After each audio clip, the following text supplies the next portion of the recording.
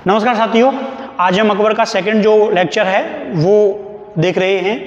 इससे पहले हमने एक लेक्चर जो है वो रिकॉर्ड किया था और आपने देख भी लिया होगा। ये इसका सेकंड, अगर आपने वो नहीं देखा तो पहले वो देखिए। तो देखिए, वहाँ हमने बैरव खां का प्रभाव देखा, अकबर का राज्याभिषेक देखा, हेमू का पतन देखा। लेकिन जैसे ही हेमू का पतन होता है, अकबर अभी इतना योग्य नहीं था कि वो शासन चला पाए, इसलिए अधिकतर शक्तियों का प्रयोग जो है वो बैरव खां कर रहा था। और बैरव खां के शासन से एक समय के बाद अकबर परेशान हो जाता है और पावर को कंट्रोल करना चाहता था, पावर को नियंत्रित करना चाहता था। इसलिए बैरव खां जो है वो जिस प्रकार अपनी पावर का यूज कर रहा था, अकबर ने उसको रोकने का प्रयास किया, उसको ठिकाने लगाने का प्रयास किया। और इसी संदर्भ में देखो क्या होता है। जब अकबर जो है, देखिए, जब अकबर जो है को पता चलता है कि बैरव खां मुगल दरबार में इसका लगातार जो प्रभाव है ये बढ़ रहा है, मुगल दरबार में बैरव खां जो है इसका प्रभाव बढ़ रहा था। और बैरव खां ने एक गलती की। बैरव खां ने क्या गलती की? बैरव खां ने गलती ये की कि उसको जो चाहने वाले लोग थे, बैरव खां के समर्थक थे, फॉलोवर थे, उनको मनपसंद पोस्ट दी, मनपसंद जागीरें दी। तो इससे बहुत सारे लोग जो हैं वो बैरव खां से नाराज चल रहे थे। तो बैरव खां जो है इसने अपने चाहने वालों को पद और जागीर जो हैं वो दे दी। अब अकबर भी बैरव खां का प्रभाव जो है वो दरबार में कम करना चाहता था, इसलिए अकबर ने सीधा तो मना नहीं किया। इसलिए इसने अब्दुल लतीफ जो होता है, जो कि टीचर नियुक्त किया गया था, शिक्षक था, इसको भेजा और इसके हाथों एक संदेश भेजा कि जाओ और संदेश लेकर जाओ कि मुगल दरबार के संदर्भ में बैरव खां को ये बोल दो कि तुम मुगल दरबार छोड़ दो और हज की यात्रा पर निकल जाओ। बैरव खां के पास ये संदेश पहुंचा। बैरव खां के पास संदेश पहुंचा तो भैया बैरव खां ने संदेश पढ़ा और बहुत सारी बातें बोली और बिना अनुमति, बिना आज्ञा, बिना बहुत सारी चीजें किए ये चला जाता है। इसके पीछे एक आदमी लग गया जिसका नाम होता है पीर मोहम्मद। और पीर मोहम्मद इसको तलवाड़ा युद्ध में परास्त कर देता है, हरा देता है। बैरव खां के साथ उसके बहुत सारे फॉलोवर थे, तो इसकी चिंता ये थी कि बैरव खां क्या विद्रोह कर सकता है। तो उसको कंफर्म करने के लिए पीर मोहम्मद जो है वो इसको परास्त करता है और पकड़ के दोबारा किसके पास लेके आता है? अकबर के पास लेके आता है। जब इसको अकबर के पास लाया गया तो कहीं ये संशय थी कि भाई तुम विद्रोह करने वाले हो, मेरे विरुद्ध संघर्ष करने वाले हो, लेकिन फिर भी मैं तुम्हें माफ कर देता हूं। तो अकबर के दरबार में इसको प्रस्तुत किया गया और प्रस्तुत करने के बाद जब इसको सामने लाया गया तो अकबर कहता है ठीक है, कोई बात नहीं, जो भी गलतफहमी हम दोनों के बीच में हुई हम तुम्हें माफ कर देते हैं और तुम्हें 3 विकल्प देते हैं कि या तो तुम हमारे शासन में गुप्तचर विभाग के सलाहकार बन जाओ, मुखिया बन जाओ, या तुम मक्का मदीना चले जाओ, और या हम तुम्हें गवर्नर भी बना देंगे। इतनी हम तुम्हारे लिए कर सकते हैं कि तुमको कालपी क्षेत्र का गवर्नर बना देंगे। लेकिन बैरव खां स्वाभिमानी आदमी था, उसने मना कर दिया कि नहीं चाहिए तुम्हारा ये शासन फासन में जा रहा हूं मक्का मदीना की तरफ। तो देखो 3 विकल्प जो है वो अकबर देता है।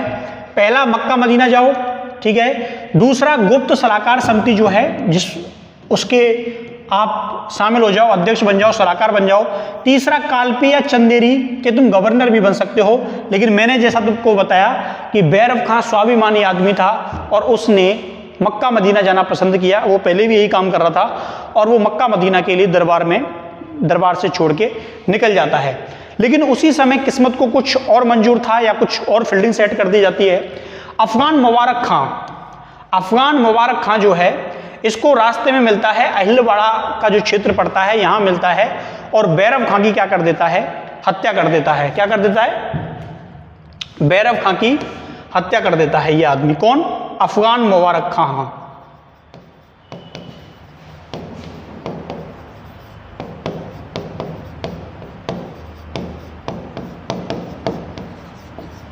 ठीक है, बैरव खां की क्या कर दी जाती है?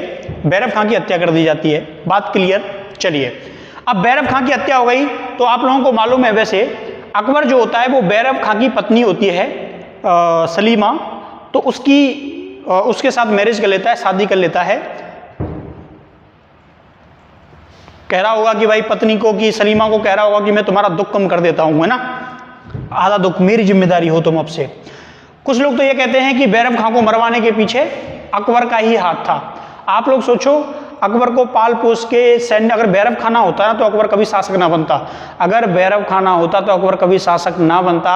और आप लोग सोचो बैरव खां के साथ क्या हुआ। बैरव खां को मुगल दरबार से बाहर निकाल दिया गया, मुगल दरबार से फेंक दिया गया। उस आदमी को, जिस आदमी ने अकबर को शासन सत्ता दिलवाने में मदद की, जिस आदमी ने अकबर को दिल्ली की गद्दी पर बैठाया, अन्यथा हेमू कभी ना हारता।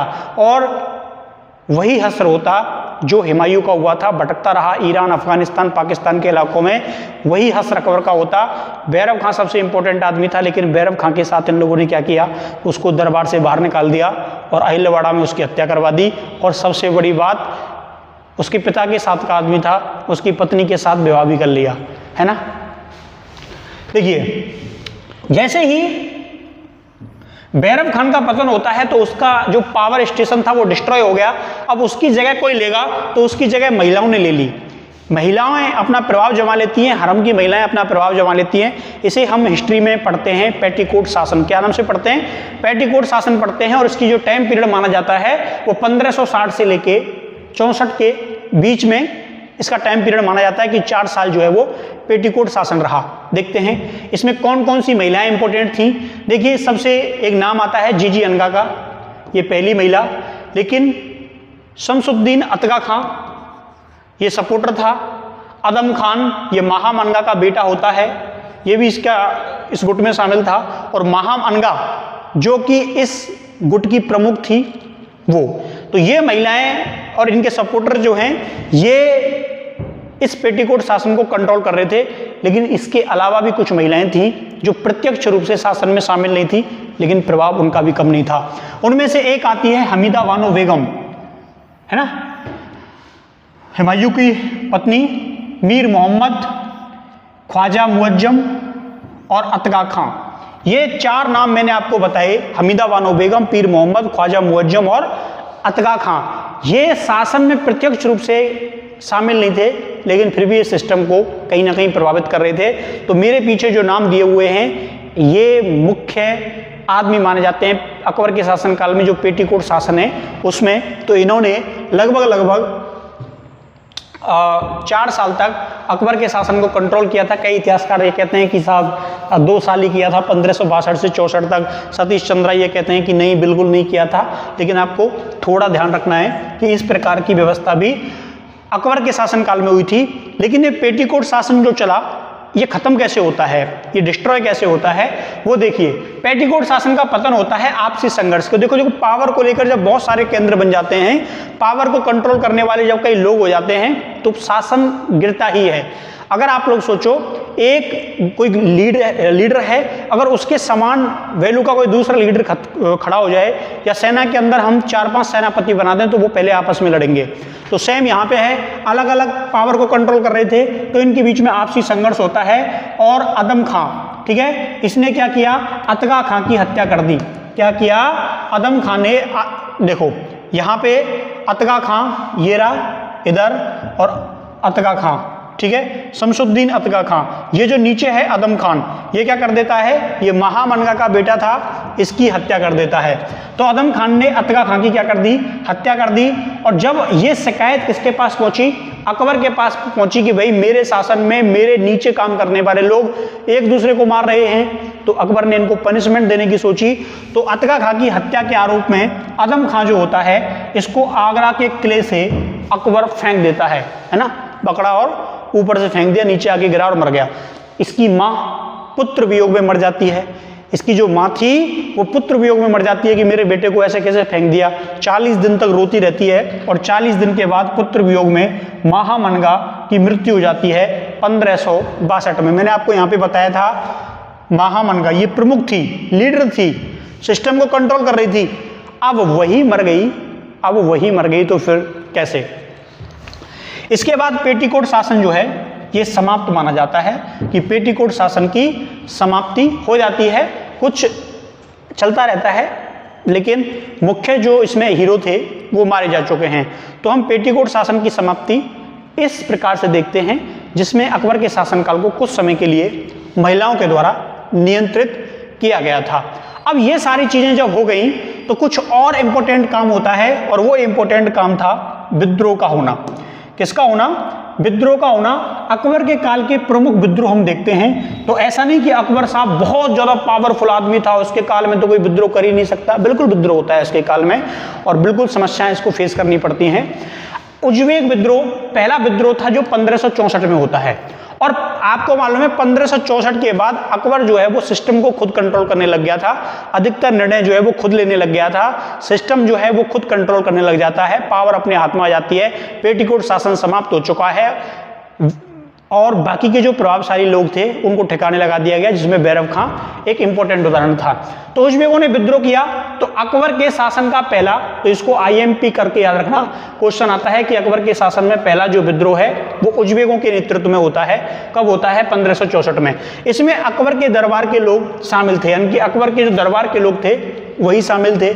अब आप लोग कहोगे साहब एक आध दो का नाम बताओ, कौन कौन लोग शामिल थे इस विद्रोह में, ऐसे कौन लोग थे जो अकबर के विरुद्ध ही विद्रोह कर रहे थे, कौन थे वो गद्दार? ठीक है, अकबर की नजर में अब्दुल्ला खां उज्बेक, ठीक है, ये सबसे पहले विद्रोह के लिए जिम्मेदार था। सिकंदर खां उज्बेक, खान आलम ये अवध से, ये मालवा से, ये बहादुर खां और इब्राहिम खां, ये वो नाम थे जिन्होंने इस विद्रोह के पीछे साजिश की या इस विद्रोह को लीड किया और अकबर के सामने चैलेंज खड़ा किया, सिस्टम को चुनौती दी, उसके शासन को चुनौती दी।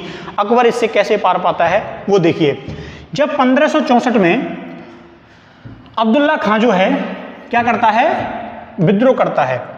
देखिए यहां पे देखा ना आपको, हाँ, जब अब्दुल्ला खां जो है ये विद्रोह करता है तो इसका दमन करने के लिए अकबर जो है वो कहां पे जाता है? सारंगपुर आता है। और जब अकबर सारंगपुर आया तो इतनी विशाल सेना इसने देखी, इतने लोग देखे, इतने जो सैन्य कमांडर थे वो देखे, तो इसको महसूस हुआ कि बेटा मैं तो जन्म में ना जीतूं युद्ध है, मुंह पे ना जीते जा रहा हूँ, युद्ध कैसे हूँ, तो उनकी का करना चाहिए, टेम ती निकल ले, टेम ती भगले, तो ये का करे भग जाए। लेकिन अब्दुल्ला खां जब आता है, अकबर जब आया तो ये अब्दुल्ला खां जो है ये भाग गया। कहाँ भाग गया? गुजरात भाग जाता है। लेकिन कहते हैं कि भैया मुसलमान क्यों लड़ रहे हैं? अब्दुल्ला खां ने संदेश भिजवाया कि भैया मुँह पतो ना हो के मेरे संग ऐसा हो जागो, मेरे संग जो सपोर्ट कर रहे हैं बिन्ने मुँह को धोखा दे दियो। तो एक जो व्यक्ति होता है मुनीब खां, ये दोनों के बीच में मध्यस्थता करता है और ये अकबर और अब्दुल्ला खां को क्या करवा दे? राजीनामा करवा देता है, दोनों का समझौता करवा देता है और दोनों के बीच में कहा जाए समझौता जाए। तो इसलिए अकबर का जो पहला विद्रोह है वो उज्बेक के नेतृत्व में होता है, अब्दुल्ला खां के नेतृत्व में होता है और इसमें अकबर जो है इसको माफ कर देता है। ठीक है, कोई बात नहीं, उज्बेकों का विद्रोह खत्म। इसके बाद अली कुली खां जो है ये विद्रोह कर देता है।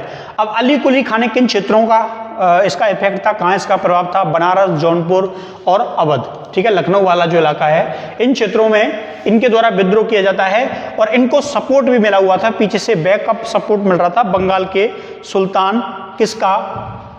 कर्रानी खां का, ठीक है, इसका सपोर्ट इसको मिल रहा था। तो अकबर तो पहले इसको दबाने के लिए अपनी जो शाही सेना होता है, अपनी जो शाही सेना होती है यहाँ की जो रॉयल आर्मी वो भेजे, और जब रॉयल आर्मी की पार ना पड़े, रॉयल आर्मी जब हार जाए तो अकबर खुद जाता है। तो इसने अकबर ने 1567 में इसका दमन किया, फिर 1567 में दमन किया और जौनपुर को अस्थायी राजधानी बनाया, यानी कि जहां जौनपुर में विद्रोह कर रहे थे उसी को राजधानी बनाया, वहीं जाकर उसी को राजधानी बनाकर वहीं इनका दमन करता है।